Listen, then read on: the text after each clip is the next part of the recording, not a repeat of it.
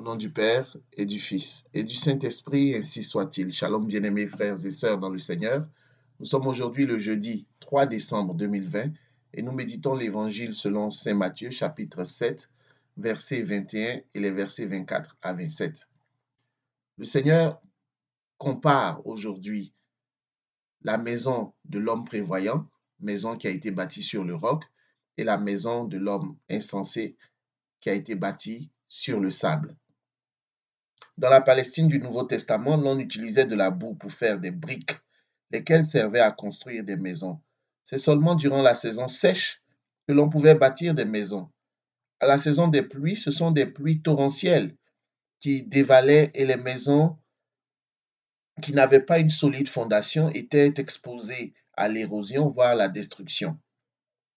Comme à l'accoutumée, Jésus choisit une scène de la vie ordinaire pour enseigner des vérités essentielles. Les pluies révèlent aussi bien la maison solide bâtie sur le roc par l'homme prévoyant que la maison faible bâtie sur le sable par l'homme insensé.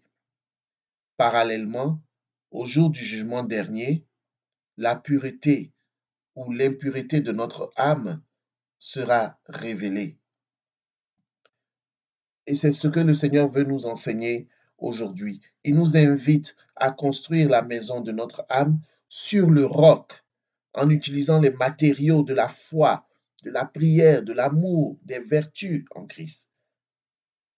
Le temps d'une vie qui nous est offerte, la durée de notre vie que nous ne connaissons guère d'ailleurs, est la période qui nous est offerte pour bâtir notre maison, la maison de notre âme sur le roc, afin qu'en ce jour-là, comme nous dit la première lecture tirée du livre d'Isaïe, ce cantique soit chanté dans le pays de Juda. Nous avons une ville forte. Le Seigneur veut que tu aies une ville forte. Le Seigneur veut que tu sois une maison forte. Bien-aimés frères et sœurs, ne méprisons pas, ne négligeons pas les matériaux de la foi, de l'espérance, de l'amour, de la prière, de la méditation de la parole, des œuvres de miséricorde, parce qu'au jour du jugement,